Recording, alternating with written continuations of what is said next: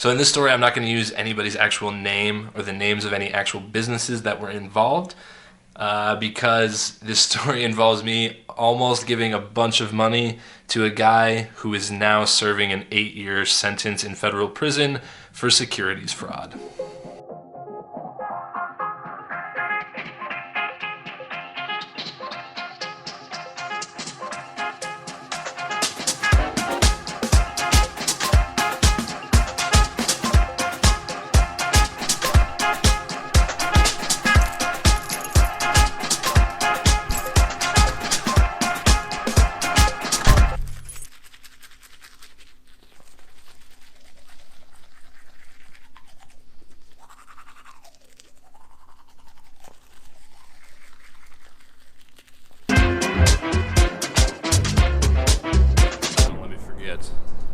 We're parked 5J.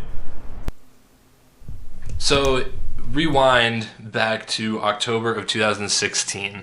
I'm fresh off of a deal going sour here in Las Vegas, and I'm realizing that it's going to be very difficult to get into the Nevada market. In this process, I met this group. It was a group of investors that had this really big plan to build this fully integrated marijuana business, like enterprise.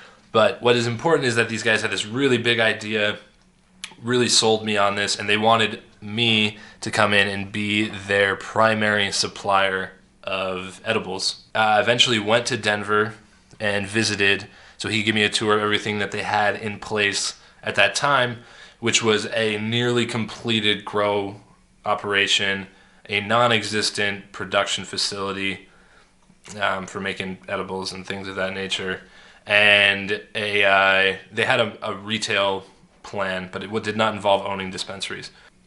And he wanted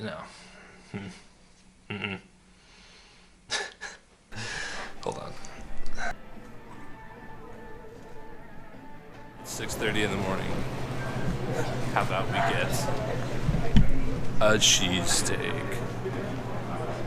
So let's talk about airport slot machines.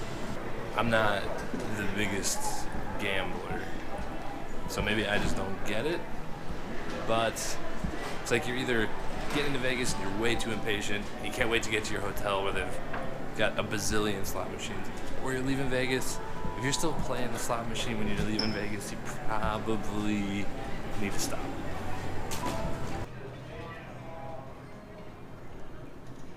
Test, test, test. And it should be noted that this was going to be a contract manufacturing type deal. I talked about this in a video 2 vlogs ago, the difference between contract manufacturing and then making your own product.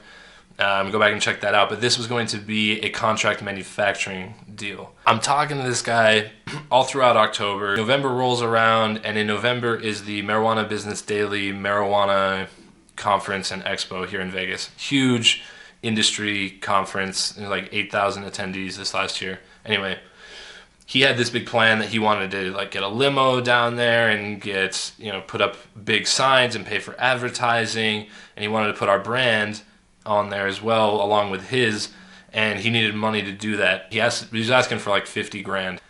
We don't give him any money, and a few days later I get a phone call from a friend of mine here in the Vegas Valley that was also looking to be doing business with this guy. She's told me to just give him a quick Google. Hold on, I'm gonna pull up the article here. So I Google the guy's name, and this story comes up on the Denver Post.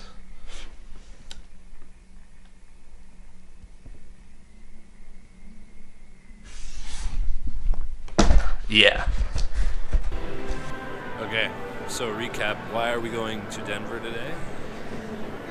Last week, I was in Denver again to confirm the details of the lease that we were going to sign for this property that we really liked, had everything we needed, went to meet with the landlord, and it kind of fell apart from there. So we're going back to Denver now because we had to start the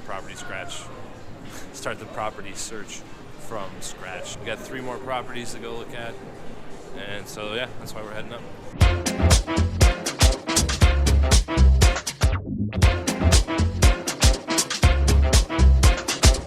gotta ask him if the couch comes with the property.